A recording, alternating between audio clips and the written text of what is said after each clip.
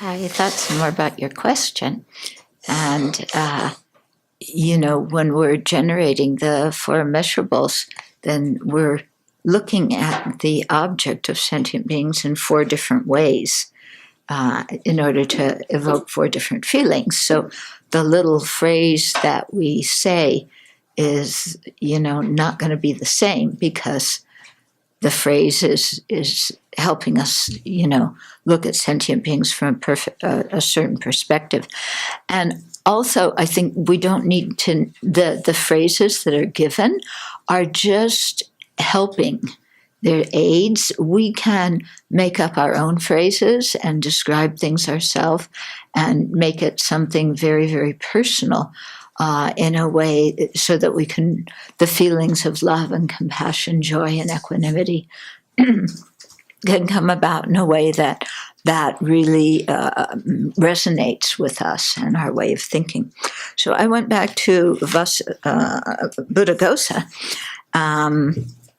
to see what phrases he used for the other ones. We had the ones for love, and so actually the one for compassion is embedded in this whole kind of story. Okay, so here he's quoting from the Vibhanga about how does a bhikshu dwell pervading one direction with his heart endued, this is a spelling error, with compassion, just as he would feel compassion on seeing an unlucky, unfortunate person. So he pervades all beings with compassion. Therefore, first of all, on seeing a wretched one, unlucky, unfortunate, in every way a fit object for compassion, unsightly, reduced to utter misery, with hands and feet cut off, sitting in the shelter for the helpless, with a pot placed before him, with a mass of maggots oozing from his arms and legs, and moaning, compassion should be felt for him in this way. And here's the phrase. This being has indeed been reduced to misery, if only he could be freed from this suffering. Okay, so that's why it says to take as, your first object, somebody who is suffering. I don't think they need to be a leper as described here, but, somebody who's obviously suffering. And we may take somebody with great mental suffering, because I think in our culture, when I've asked around, most people have had much more mental suffering than they have physical suffering. What do you think? How many of you have had more physical suffering than mental suffering?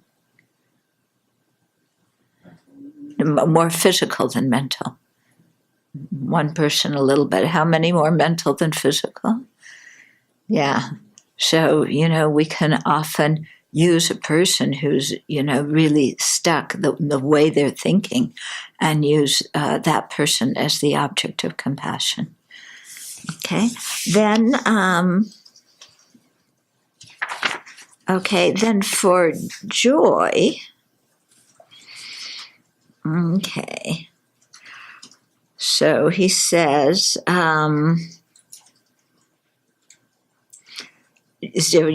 choosing a companion, is the first person that we have joy for, but not somebody who's a real dear one. So he says, seeing that person being happy, cheerful, and glad, gladness or joy can be aroused thus. This is indeed joyful. How good, how excellent. So that's the phrase you would use or the thought you would think. Okay.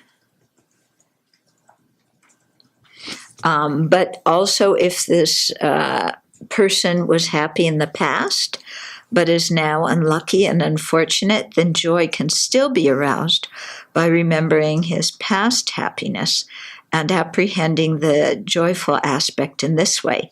In the past, he had great wealth, a great following, and he was always happy. Or joy can be aroused by apprehending the future happy aspect of him in this way.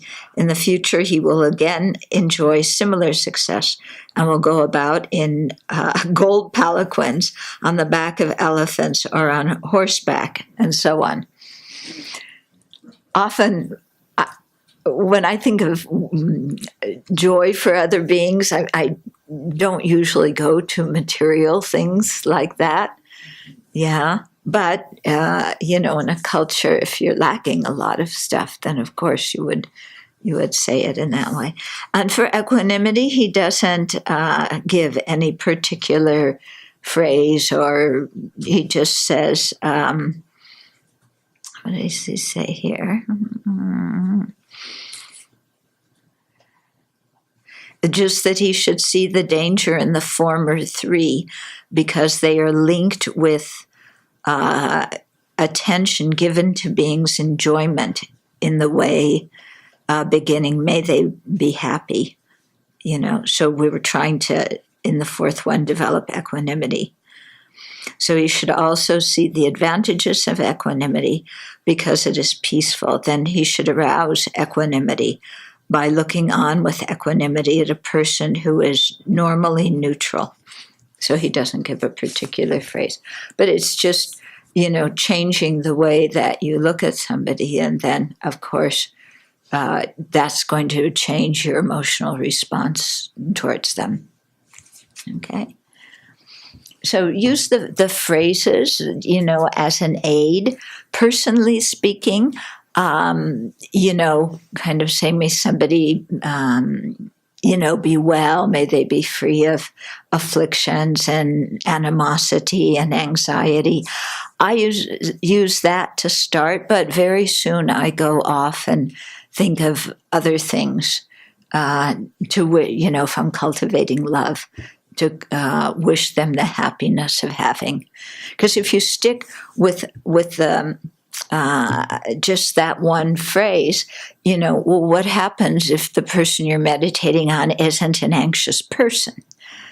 Yeah, but they have a problem with something else, but you're not, wishing them happiness in that aspect of their life. So it's good to personalize these kinds of things. Yeah. I was hoping you could comment on some words you'd use for loving yourself that aren't, may I be free of afflictions, or just that go beyond that. Mm-hmm. Oh, for cultivating a kind attitude towards yourself. Yeah. I would say to cultivate, to say, this is what Lama used to say, I'm good enough the way I am. Yeah? I have enough, I do enough, I, am enough, and I have my own unique talents and abilities. So there's nobody to compare myself to, and I need to take down this unrealistic bar that I've set for myself and give myself, a break. Yeah? And just to accept ourselves the way we are. And know that, we will continue to grow and change in the future. But, what I am is good enough. So Lama always used to say to us, what you have is good enough, dear. What you do is good enough, dear. Always good enough, good enough. Okay? Yeah. So that's good to say to ourselves. And it's also good, when looking at other people too, instead of, making very unrealistic bars for other people and expecting them to be something they're not, to be able to look at the qualities and their talents now and say that's good enough. And sometimes we see abilities in other people that they don't see in themselves. And sometimes we have to nudge them and encourage them, sometimes even give them a good kick in the rear, figuratively, because they're not able to see the advantages and the fortune of their own lives. and they're not able to see their own talents and abilities. Yeah. So instead of getting mad at them for not seeing that, to really encourage them, yeah, and have some tolerance, yeah. What I remember quite clearly, I don't know, it was maybe about 2 years ago already, but we did appreciation circles in the community. Yeah. And we spent a number of weeks where each member of the community would say something specifically that they appreciate about somebody. Yeah. And it was quite a little awkward at times, taking people's kindness in, but to realize that people have a better sense of our good qualities many times more than we do. Yep. And so to see that everybody had a slightly different take on each member of the community that brought into a really whole piece of the picture. And so it was really quite a warming and a very insightful experience for the community, and to see people kind of squirm a little bit when they heard about the good things that they did, but to be able to then think about what is it that I really appreciate about this person, and see the richness of the community, to see the qualities that have grown and the capacities that have grown. It was really a lovely time that we spent together. So tomorrow is discussion group at 11 o'clock. Why don't you do these appreciation circles? Will you lead it? It's you? Yeah, you lead it then. Okay, good. Okay, so now we're on 216, the section, the 4 Immeasurables and Insight. A liberation of mind is a state of concentration resulting from serenity. It is liberated in that it is free from the 5 hindrances. What are the 5? First one, sensual desire, malice, lethargy and sleepiness, agitation and regret or remorse, and doubt. Okay? So those have been, it's free, so the liberation of mind is free from those 5 hindrances. Alone, it cannot bring liberation from samsara, but when it is used to meditate on the 3 characteristics and nirvana, the resulting insight leads to liberation. What are the 3 characteristics?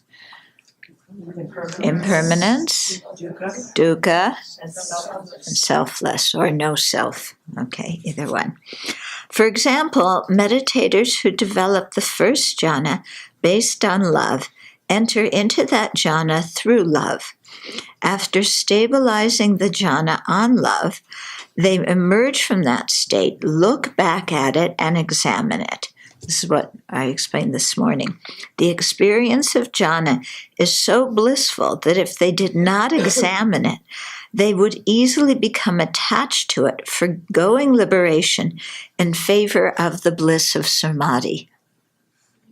So this is how you keep yourself balanced. You look back and you're able to see, this is still a samsaric state of mind. It's impermanent. Yeah, it's dukkha. It's not going to last forever. And there's absolutely no self in it. But then when they analyze the jhana, they see it is simply a mental state. There is a pleasant or equanimous feeling, some discrimination, various other miscellaneous factors, such as love, attention, contact, intention, and concentration. The mental primary consciousness, the 3 other mental aggregates, and the physical body are also present. By dissecting the jhana of love into its parts, they see it is a composite phenomena consisting of the 5 aggregates. With insight, these meditators see the jhana is impermanent because it arises and ceases due to conditions. Because it arises and perishes in every moment, it cannot bring lasting happiness and is unsatisfactory in nature. Being impermanent and unsatisfactory, it is not worth clinging to. It is not I, mine, or myself. There is no substantially real person findable within or different from the ever-changing collection of body and mind. Okay. Continuing to investigate their experience of the jhana more deeply by seeing it in the light of the three characteristics, their wisdom increases until there is a breakthrough and they perceive the unconditioned nirvana. They become stream enterers and begin the process of abandoning the fetters, eventually becoming arhats. Some Aryas cultivate the four immeasurables and are reborn in the Brahma worlds after death. They continue to practice insight there and become arhats. This is very different from a worldling, so a worldly, ordinary worldly person, who cultivates the four immeasurables for the purpose of being born in the Brahma worlds. This person lacks insight and wisdom, as well as interest in developing them. He will be reborn in an unfortunate realm after the karma for rebirth in the Brahma worlds has been exhausted.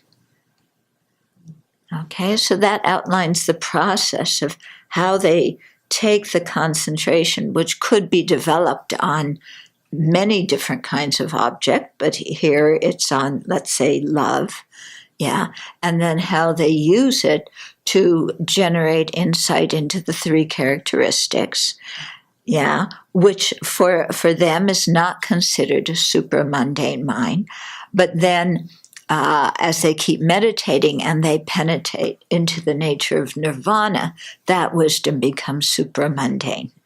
So that's according to the Pali tradition explanation. Our tradition explains it a bit differently.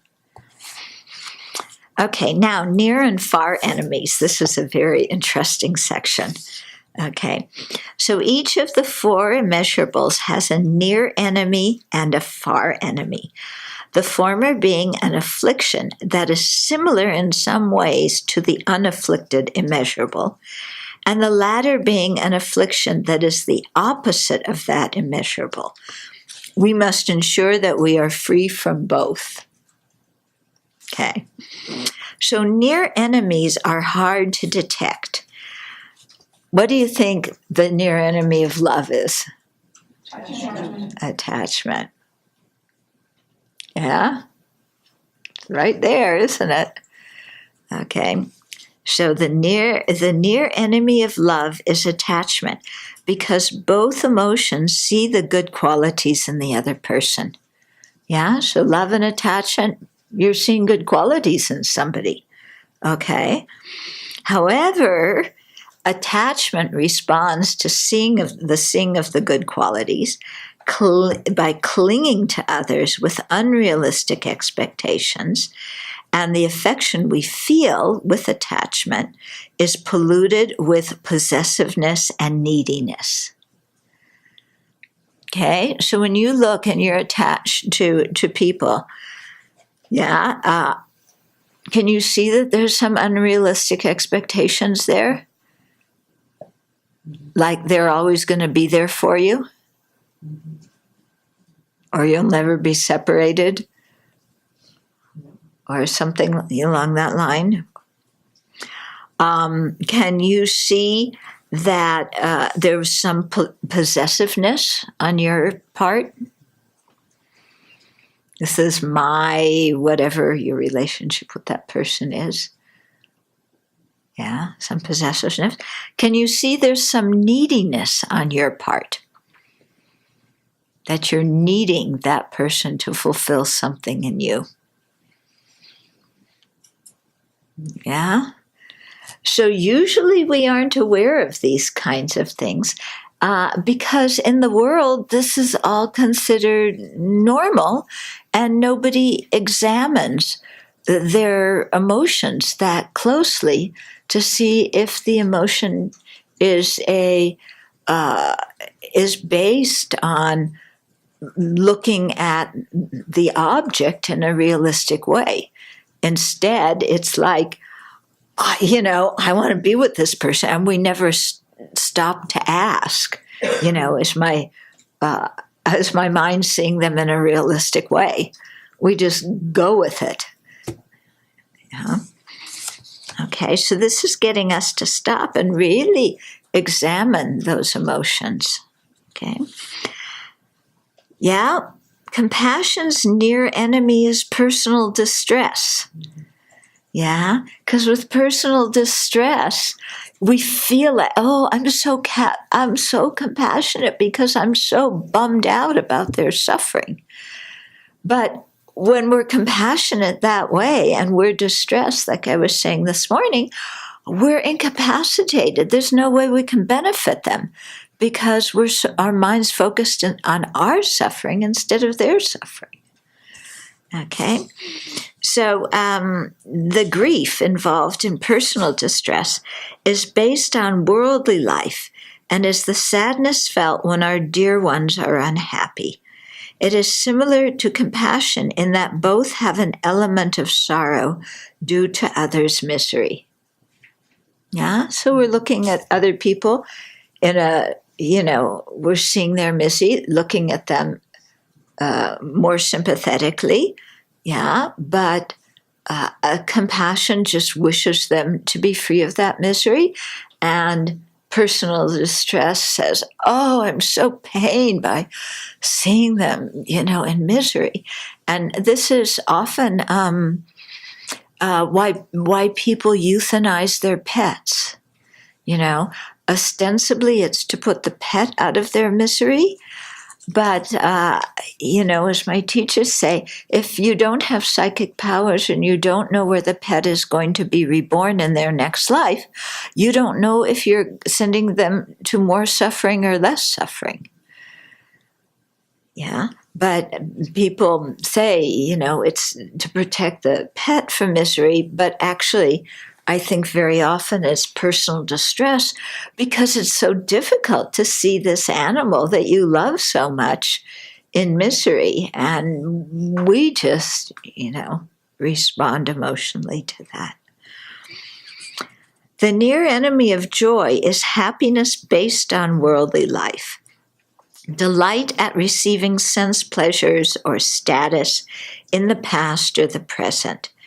Giddy with excitement, we become too involved and attached to someone else's happiness. Okay? So joy is just, they have good fortune. Great, I'm all for that. I really rejoice. Yeah. But the near enemy is like, isn't it so wonderful? They won this award. They did this. They did that. And this is my mother, father, sister, brother, pet frog, whatever it is, that did this. And I'm so excited. And isn't it great? So there's some exaggeration involved there. Okay. And it's usually about some worldly happiness, isn't it? They got an award. They got something. Equanimity's near enemy is indifference and apathy based on worldly life. The apathy and indifference are similar to equanimity in that they don't notice the faults or the good qualities of others. Yeah, so instead we're just indifferent, I don't care, whatever, whereas actual equanimity is not like that. That equanimity is open and it's concerned, and it wants to help, but it's steady and balanced. What do you think the far enemy of love is, without looking at the book? What's the opposite of love? Anger. Okay. What's the opposite of compassion?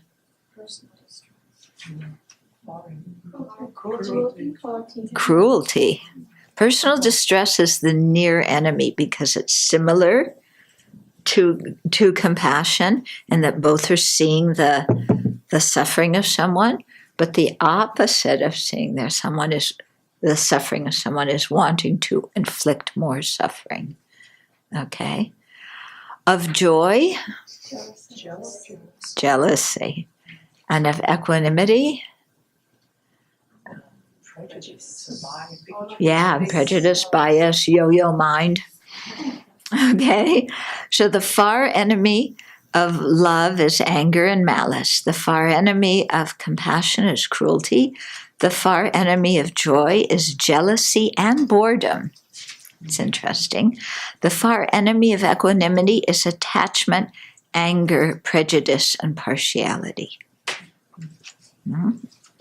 Okay, now we're at the Sanskrit tradition. Oh, and almost at the end of the chapter. The four immeasurables are extensively explained in the Bodhisattva Pitaka Sutra and are essential in the Bodhisattva vehicle. In general, they are contemplated at the beginning of a meditation session to stabilize and increase bodhicitta. One version of the four immeasurables is, we can all say it together, may all sentient beings have happiness and its causes. May all sentient beings be free of suffering and its causes. May all sentient beings never be separated from sorrowless bliss. May all sentient beings abide in equanimity, free of bias, attachment, and anger. Okay, and then the other version is the longer one, like we have in the Chenrezig sadhana. Okay, so how wonderful it would be if all sentient beings were to abide in equanimity, free of bias, attachment, and anger. May they abide in this way. I shall cause them to abide in this way. Buddha, please inspire me to be able to do so. How wonderful it would be if all sentient beings had happiness and its causes. May they have these. I will cause them to have these. Buddha, please inspire me to be able to do so. How wonderful it would be if all sentient beings were free from suffering and its causes. May they be free. I shall cause them to be free. Buddha, please inspire me to be able to do so. How wonderful it would be if all sentient beings were never parted from upper rebirth and liberation's excellent bliss. May they never be parted.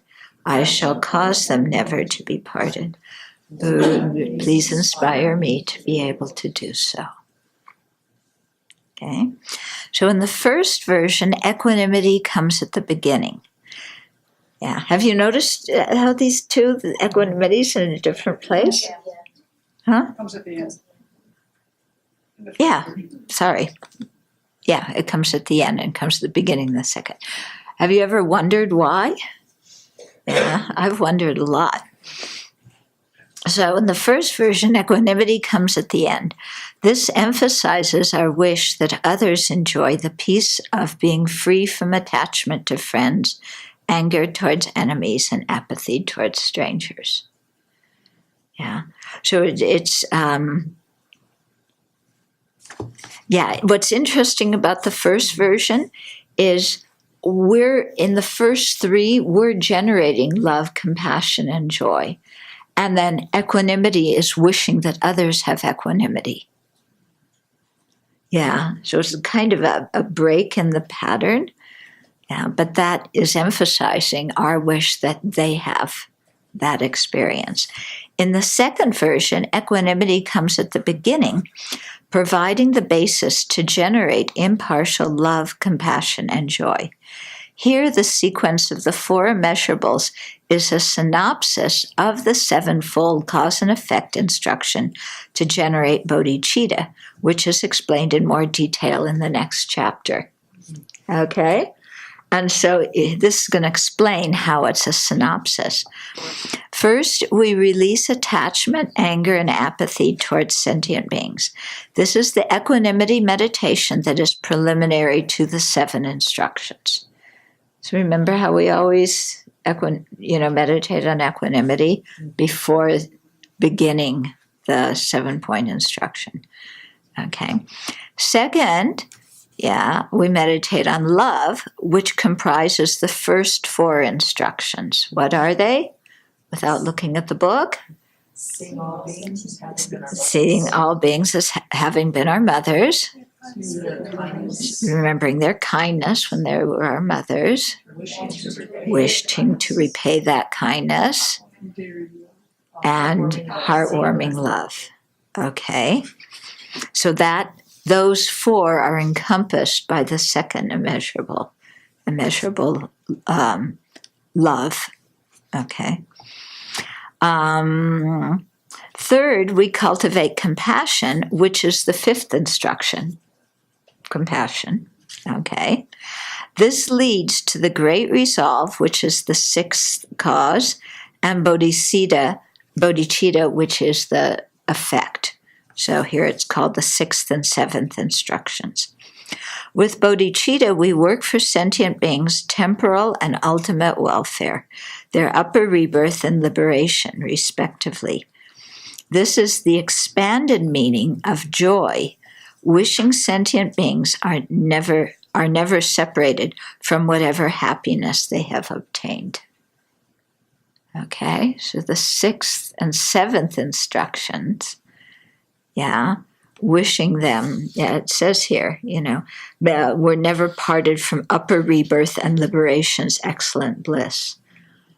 In both versions, we're rejoicing at the happiness of others, but specifically in the second one, we're thinking of not only their temporary happiness, but their happiness of liberation and wishing that for them.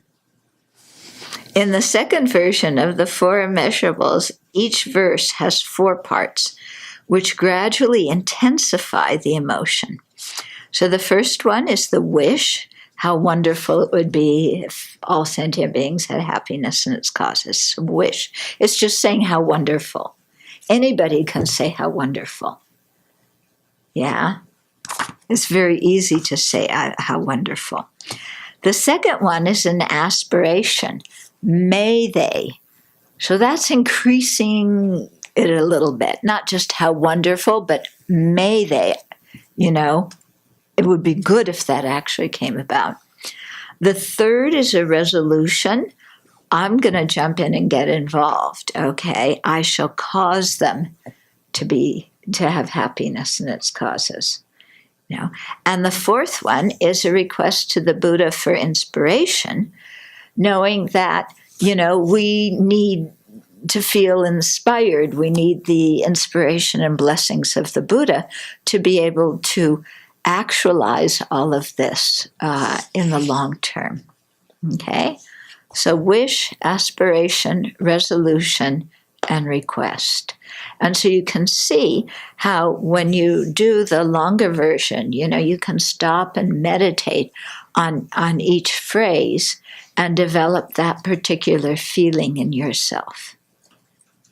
Yeah, because saying how wonderful it would be if all sentient beings had happiness in its causes is very different than saying, I will cause them to have happiness in its causes. Yeah, very different, isn't it? Our mind has to be in a different state to have that resolution that we're going to get involved in this whole process. But we have to start out with the wish. We don't start out with the resolution. So,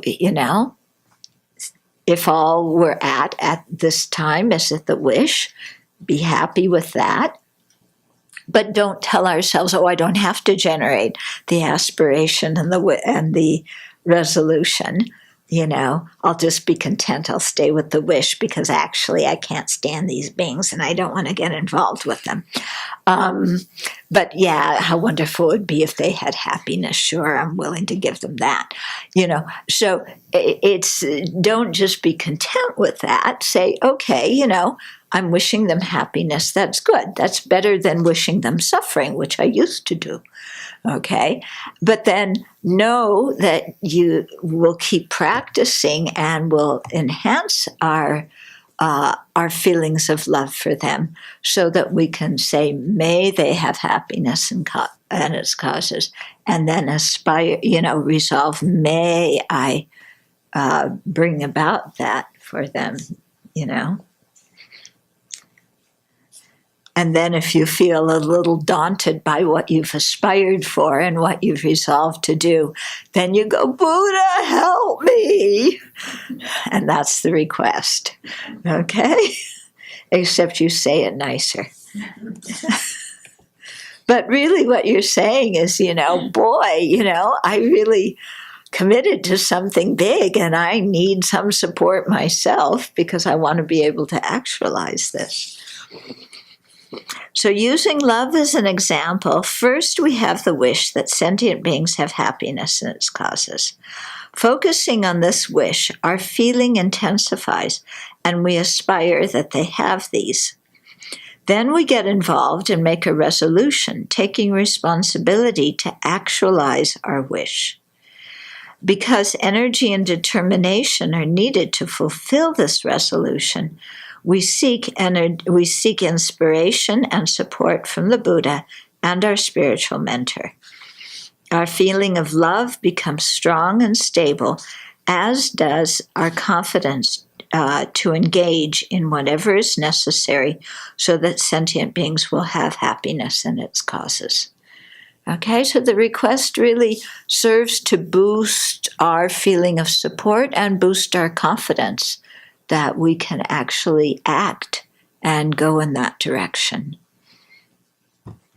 Okay. So it's very helpful when you're in difficult situations. Instead of just going into overwhelm and like, I can't handle this, then you make a request in prayer to the Buddha for confidence and inspiration to be able to handle a situation in a productive and kind way. And making that request, and then visualizing light and nectar coming from the Buddha into you is very good for giving us more confidence and more enthusiastic joy to enthusiastic perseverance, I should say, or joyous effort to actually go about and act in that way. Yeah.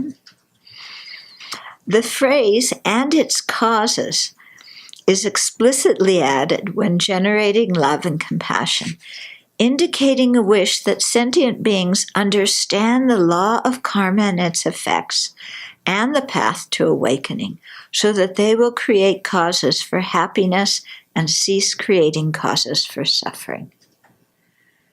Okay, so that's very important, not just, can everybody have gold and silver and, live in Trump Tower and go to Mar-a-Lago for dinner and, have a good life, if that's your definition of a good life. We're not just wishing that for people, may they be wealthy and famous and whatever, but we're wishing, may they have an understanding of karma, meaning the functioning of karma and its effects. Because if sentient beings have that kind of awareness, then they themselves can take charge and create the causes for happiness and abandon the causes for misery. So actually wishing them to have knowledge about karma and its effects is a much longer lasting positive wish for them than wishing that they have the happiness of this life. Because when we wish people have the happiness of this life, that happiness is come, go, go. It's here and it's gone and it's finished. If we can teach people about karma and its effects, then they have real power to create the causes for the kinds of happiness that they want in this life and in future lives. And so that kind of knowledge and the ability they then have is much more precious than all the wealth and popularity and status in this life. Joy is expressed as wishing all sentient beings to attain liberation, undeclining peace that is free from sorrow. Oh, this expression, free from sorrow. When Geshe-la and I were working, we were talking about this week. And so sorrow can mean, in one way, nirvana is the state beyond sorrow. So in one way, sorrow can mean samsaric dukkha and its origins, so the first two truths, dukkha and its causes. So that's sorrow. Nirvana is the state beyond that, where dukkha and its causes have been abandoned forever. Another way to see the word sorrow is as true existence. So nirvana is the state beyond sorrow, meaning that nirvana is emptiness. It's beyond being truly existent. Yeah. So remember this morning I was saying when we speak of nirvana, we often do in two ways. One as the abandonment of dukkha and its causes, and the other as the emptiness of the mind, which is free of dukkha and its causes, meaning referring to the emptiness, the ultimate nature of the mind. So those two ways of describing sorrow fit those two ways of talking about nirvana. Okay. So joy also rejoices in others' temporal happiness and does not want them to be separated from the happiness they already have. We also rejoice that sentient beings already have Buddha nature, the pure nature of the mind that makes awakening possible. Okay, so we rejoice in everything, and rejoicing makes our own mind happy. And it's free. You don't have to spend any money to be happy. Really, it's very economical. And you don't even need to get off the sofa. So for all the couch potatoes out there who, don't want to do anything except lie around all day, rejoice when you're lying around. You create incredible merit. Your mind becomes so happy and peaceful. Yeah, you're all looking at me like, what are you talking about? I want to go to the disco. That's happiness. Really? Okay, but think about it. I mean, isn't happiness the state of your mind?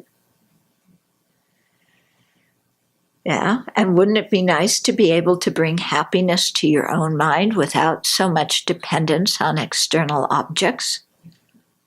That would be really nice, wouldn't it? Okay, so that's what we're talking about here. And that's the attitude of joy, rejoicing in others' good qualities, virtue, opportunities, success, and so on, that it brings that about. Equanimity refers to both equanimity towards others in the meditator's mind and equanimity in the minds of all sentient beings. Okay, so it's both. Yeah, that we have an equanimous mind and sentient beings have an equanimous mind. We wish all sentient beings to experience equanimity so that their minds will be free from gross attachment and anger, and they receive equal benefit. In the Abbey Samaya Alankara, Maitreya says equanimity, love, compassion, and joy are not immeasurable unless they are accompanied by an actual dhyana. Okay, so that's what makes those four immeasurable. Thus, meditation on these four qualities may be done to increase our bodhicitta and or to develop dhyana. Combining the four immeasurables with wisdom is done by viewing agents, objects, and actions as empty of inherent existence. Taking love as an example, that means contemplating that the meditator generating love for sentient beings, the sentient beings who are the object of that love, and the action of wishing them to have happiness in its causes. Okay, so those three are dependent events and thus empty of inherent nature. This emptiness, conjoined with the four immeasurables and bodhicitta, leads to full awakening, whereas without this wisdom, meditation on the four immeasurables will at best lead to rebirth in the Brahma world. So, questions so far? Anything? About the Brahma worlds, how likely is it that you'll be able to practice the Dharma? And I know we were talking earlier about this, the God realm of the 33, or that's one that you can practice the Dharma in, but is it frequent that that's a possibility at all? There's different God realms. So the God realm of the 33, Tushita, and all these ones, they are still in the desire realm. So there is the possibility of practicing Dharma in those realms, but because there's a lot of sensual pleasure, it's very easy to get distracted. The minds of the beings in the form realms, specifically the lower form realms, like the first four, the first three that are Brahma realms, there they can practice Dharma. They go into their meditation and it's kind of blissful and, there. But they do have the ability, okay. But not as much as we have as human beings, okay. Because they say with a human life we have a good balance of happiness and suffering. If you have too much happiness, like in the Brahma realms or in the desire realm gods, then you're distracted by that happiness and pleasure. If you have too much suffering, then you can't practice because you're miserable. If you have a balance of the two, then you recognize misery exists, but you have enough peace and happiness in your life to actually be able to practice. Yeah, the gods in the formless realm are zoned out. They can't practice at all. And then there's another realm that's one of the form realms, where they say they only kind of have awareness at the moment they're born in that realm and the moment they die, and the rest of it, they're kind of spaced out. Yeah, so that's also one of the freedoms from being born in that kind of realm. Last question. Uh-huh. What are they talking about when they say the heaven beneath none and the exalted wisdom? They hadn't what? The Buddha is teaching his whole retinue in the heaven beneath none. And having... The heaven beneath none. Oh, and the heaven beneath none. The heaven beneath none is akanista, okay? And there's many different kinds of akanistas. One akanista is in the form realm, and it's bodhisattvas can be born there, but usually it's non-returners, who are born there. The other akanista, or another akanista, is a Buddha realm where a bodhisattva has been enlightened and then gone and teaches the Dharma and enables other living beings to be born there. Yeah, so there's many of these kind of Buddha lands or Buddha fields or pure lands throughout the universe. So that one is the akanista that was created by the bodhisattva who became the Buddha Akashagarbha. Yeah, and then his retinue were all the bodhisattvas that came to study with him. So those are usually Arya bodhisattvas. So they say that, when you become an Arya bodhisattva, then you have the ability to go to many Buddha lands and take many teachings from different Buddhas and to make offerings to all those Buddhas. And so you create a lot of merit and very easily. But because you're an Arya and you have these different super knowledges, then it's easy to go to these realms and receive the benefits of teachings from all these Buddhas. Yeah. Sometimes when you look at our world, yeah, it seems like kind of similar too. Yeah. I mean, we have to exert more energy, but there's so many amazing masters that we can go study with. Yeah. So we have to have some money and we have to sit on a plane and, and maybe be cold during the teachings or too hot during the teachings or whatever. But it's kind of like, there's a lot going on and we can benefit in a big way if we notice it. Yeah. If we spend too much time at the disco and the ice cream shop and on the beach, forget it. Okay. Yeah. When you talk about offering, can you explain what is offerings that are beneficials? Like when I offer flowers and incense, it doesn't work. There's something, I have a resistance with that. Mm-hmm. So you're talking about offering to the holy beings. Yeah. Okay. Yeah. So that I would feel happy to offer. Okay. So what would you feel happy offering? When I practice well, that I'm happy to offer. Yes. Mudita.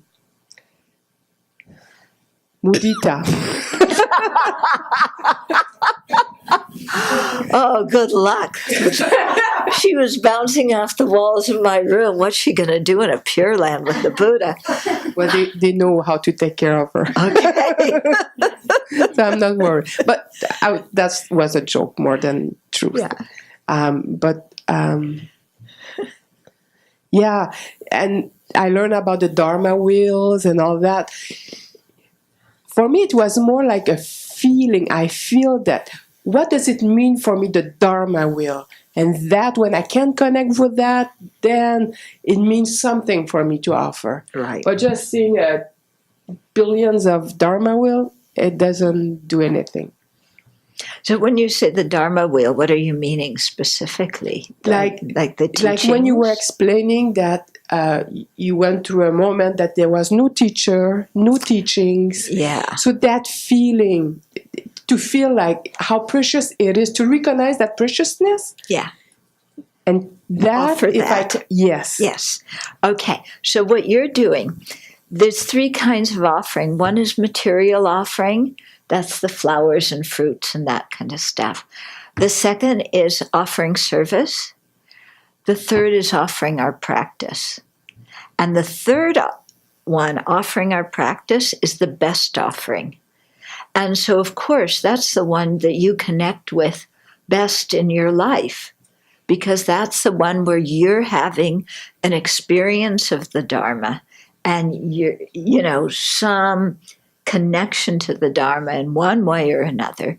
And you want to offer that because that's the most precious thing, because that's your mind being transformed, your mind being enhanced. So, of course, that's going to be the most meaningful offering to you. Okay? So, make that offering. Yeah. And the flowers and the fruits, if you have them, and for some people, they love offering that stuff because it's so beautiful, and, people are very sensual, and like the things that are very nice for me, good food, beautiful things, beautiful sounds, I want to offer them. So for some people, offering material things is the way they express their connection with the Buddha. But for other people, it's by offering service. Or for another person, it's, predominantly offering their practice. So they recommend doing all three, but some of us may be more inclined towards one or the other because we have different dispositions and personalities.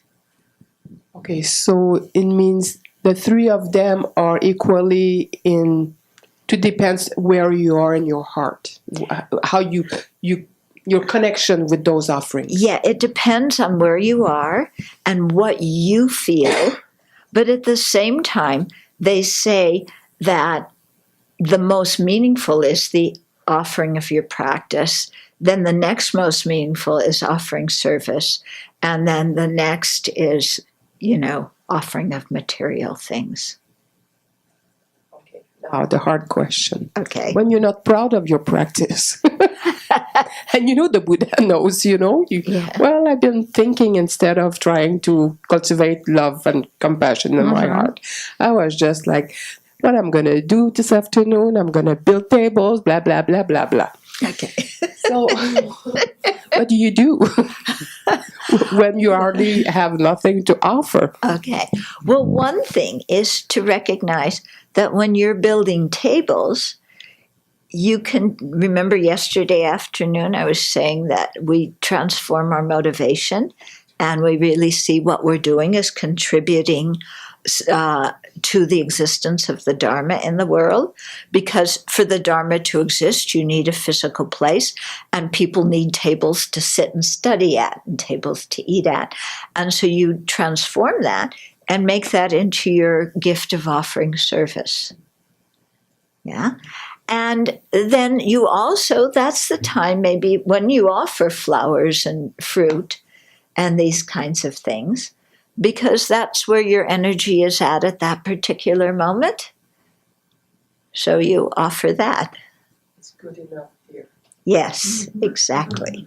I just want to make a comment that maybe I didn't fully understand that those who practice in the Pali tradition, that the whole idea that there's an analysis component to it, that they don't get stuck in the bliss of the jhanas. I always feared for my mind going in that direction, not just for the liberation aspect of the self-liberation, but also just getting stuck in the samadhi.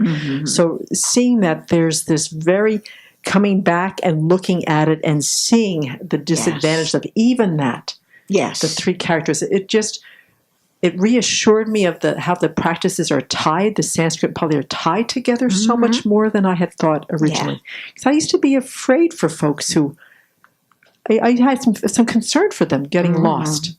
But as long as the insight part is in there, then I feel connected to it in a new way. Yeah. Okay. Do you see that you can practice both the Pali and Sanskrit presentation together? Yeah. When you're meditating on the four immeasurables, you can combine the two and practice them together. No problem at all. Yeah. In fact, you'll see in the upcoming chapters when we talk about antidotes for anger, you look in Buddhaghosa's, path of purification. So many antidotes to anger. You look in Shantideva's engaging in the Bodhisattva's deeds. Same thing, Big overlap in the list of antidotes. Each one may have their special ones, but big overlaps, So, we shouldn't see these, two opposite things. Yeah. But we can use what we learn in one tradition to enhance the tradition that we're already practicing. Okay. Also, what I like in the Pali tradition is a lot of the ways for generating the determination to be free from samsara. In one of the Pali suttas, there I forget which sutta it was, but it's has the analogy of a leper and everything a leper does to try and be happy, like burning their arms and feet and things like that. And it's an analogy with what we do in samsara, trying to be happy, and now none of it really works. And I find, those kind of stories and sometimes the ways of explaining things in the Pali Suttas very helpful for meditating on the faults of cyclic existence.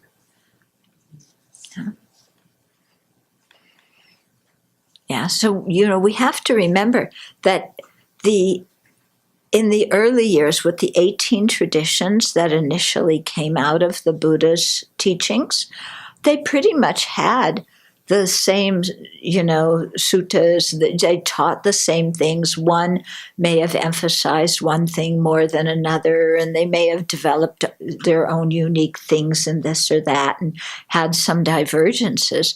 But the 18 schools were very similar. And so the Pali tradition, evolved from one of those 18 schools, the Sthaviravada, that went to Sri Lanka.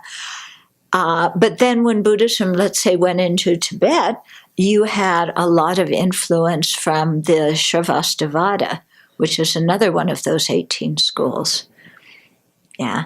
And from the Mula Sravastivada, which is included in some of the lists of 18, And so you have the influences from these others of the 18 schools that influence the writings of Asanga, Vasubandhu, and so on. And then, many of those ideas went into Tibet too. So don't see the traditions as having totally different teachings. They don't.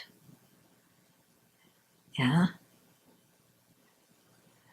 Okay. That's one of the things that I hope readers of this book see. Yeah. The similarities, also the differences. Yeah. Is meditation on the four immeasurables necessarily separate from meditation on the deity? Or does it become necessarily so with absorption? Usually, if you're meditating on a deity, when you start out your practice, after you generate bodhicitta, there's usually a meditation on the four immeasurables, and then if you're doing if you have the empowerment to generate yourself as a deity, one of the things that you do is you imagine enlightening other living beings. And so there you have to also cultivate love, compassion, equanimity, and joy. Because if you're thinking of yourself as a Buddha, then a Buddha certainly has those qualities. Does that answer your question okay? I think so. Okay. Can you explain a little bit more that boredom is one of the far enemies of joy? I can make myself some thoughts about that, and also share your some thoughts. What are your thoughts? Why boredom is the far enemy of joy? We had it also in our discussion yesterday. It's from my experience, when I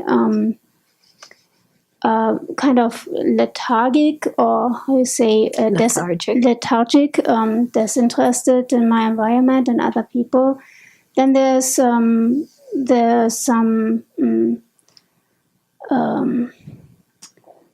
weakness of mind that comes with it. It's like as if my mind would shrink its abilities, and so I don't have access to every possibilities I have actually there. So it's like I put a cover on my eyes or something, so I don't see, I don't hear, and so I think that having the lack of connection in that way, of course, leads to boredom, because there's nothing to do. Yeah. We're waiting for something to amuse us. Yeah, and another thing is, and now when you're older, and people may sometimes wonder, I'm speaking as about maybe worldly perspectives, how can an older person learn? Some people have doubts, apparently, that they're still able to learn, to use all their capacities. And one thing is that also scientists prove, or have proved nowadays, that if you implement joy in the learning process, like children, they have so much joy during the day, and they learn so much. If an adult or really old person, like 90 years plus, integrate joy, and then they can learn. I have seen that just the last months with a 98-old woman, how she cultivated joy, and her mind was still so fit, and she had so much interest in things and people. Yeah. Yeah, it's true, isn't it? You know, with joy, you're involved, and boredom is like, you know.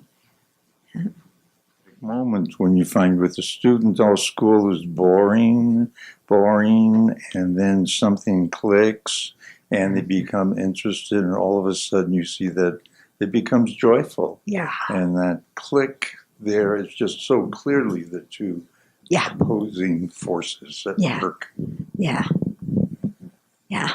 Thus said a teacher. How many years did you teach? A lot. A lot. So, chapter 12 on Bodhicitta.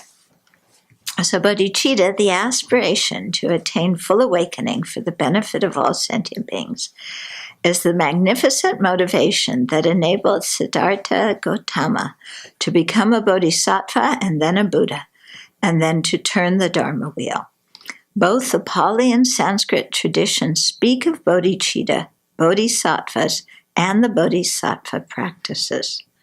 So this is something that many people, following the Mahayana teachers, are not aware of, And that's one of the things I was so surprised when I started learning the Pali tradition too. I knew about the four immeasurables, but I didn't have any idea about bodhicitta. So here we're going to start with the Sanskrit tradition, specifically the Tibetan tradition. Okay, then we're going to do something on Chinese Buddhism, which often people in the Tibetan tradition, one of the misconceptions they think they have is the Chinese Buddhists, they all do blank-minded meditation. And the Chinese Buddhists think all the Tibetans are magicians. So, again, this is helping to overcome these.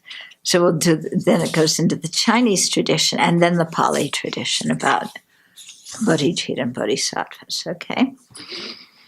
So, Tibetan Buddhism.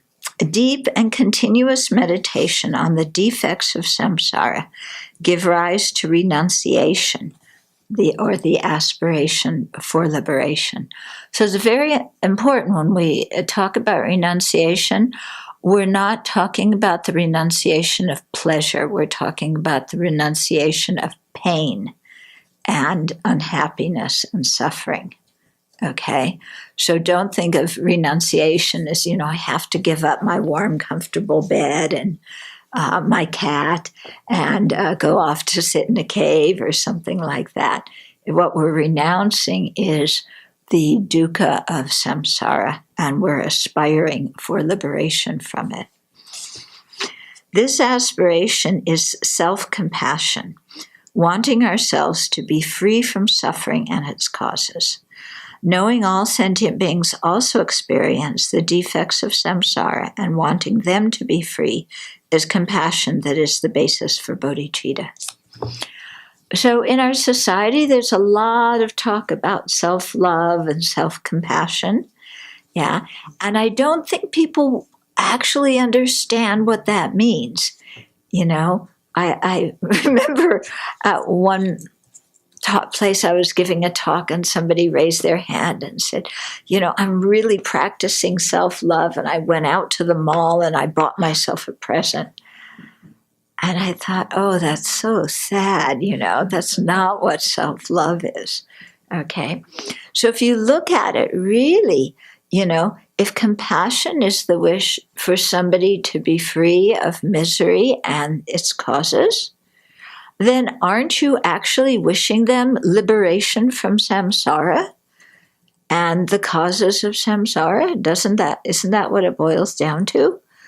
So then isn't compassion for yourself wishing yourself to be free of samsara and its causes? That's really what, if we really care about ourselves, that's what we're going to wish for ourselves. Yeah. Often we think, oh, if I really care about myself, then I'm going to wish that, I always stay young forever, and I have this great boyfriend, and I have this and this. And we think in worldly terms. You have this wonderful family. May I be successful in my career. We think that is loving ourselves, or, being compassionate to ourselves. But that is from a worldly viewpoint, from people who don't know about past and future lives, who don't know that there's a greater kind of happiness that exists than the happiness from sense pleasure. Okay, so if we're aware of another kind of happiness, then, compassion for ourselves is wishing ourselves to have that liberation, that better kind of happiness, the AAA kind of happiness, not the grade C kind of happiness. And then similarly wishing it for others. And so when we generate bodhicitta, it's for all sentient beings. Yeah, and some people have trouble with this. It's like, well, because compassion is a cause of bodhicitta, and they say, well, I can have compassion for others, I can have bodhicitta for others, but I don't like myself very much, and I'm kind of a decrepit wrench, so I can't really wish myself well, And then they have, and I think this is an idea stemming perhaps from Christianity, we can maybe discuss, that you're not truly altruistic unless you're suffering. Because the image that we have is Jesus hanging on the cross, and his suffering is his altruism that is supposed to save us. So we have this idea that if we have the least bit of happiness, somehow we're selfish and we don't really have an altruistic intention. And that is not a Buddhist way of looking at things. A Buddhist way is when you have an altruistic intention, you got to be happy. You see other sentient beings in beauty. You have meaning and purpose in your life. You know that suffering exists, but it doesn't have to exist, and the causes can be eliminated. So you want to do something, So we shouldn't think that, being happy is selfish, or having compassion for ourselves is self-centered, not at all, okay? I mean, because we like we were just talking, we've got to have a happy mind in order to practice the Dharma.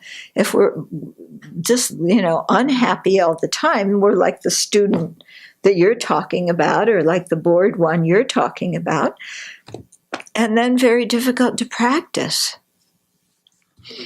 The benefits of bodhicitta are many.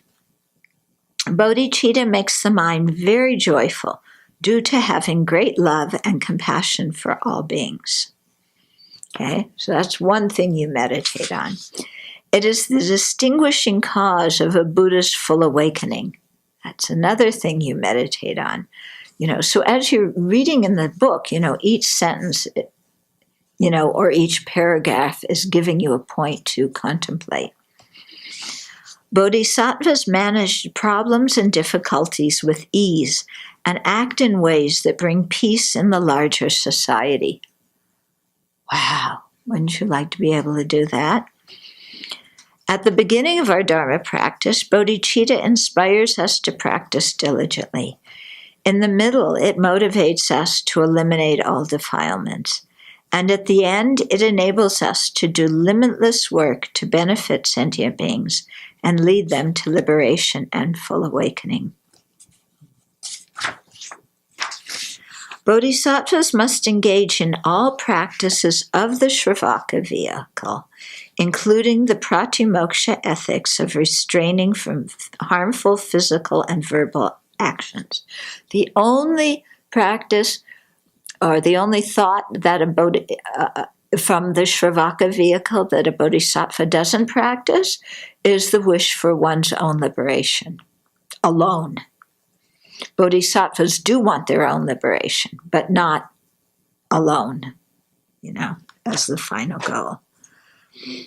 In addition, bodhisattvas train in the bodhisattva ethical code to counteract self-centeredness. Bodhisattvas seek to attain the Dharmakaya, a Buddha's omniscient mind, to fulfill their own purpose of having a totally purified mind.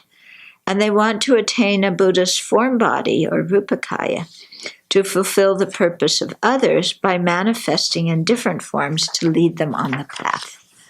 Okay, so right here in this paragraph, you can see that bodhisattvas work for their own purpose, for their own goal, and for the purpose or the aim of others. Yeah, so don't think it's selfish to work for your own spiritual benefit. It's not. Okay? In fact, it's essential, because if we don't attain the Buddha's truth body, fulfilling our own purpose, then we're not going to be able to attain the Buddha's form bodies, which fulfill the purpose of others. And with that, we will close today.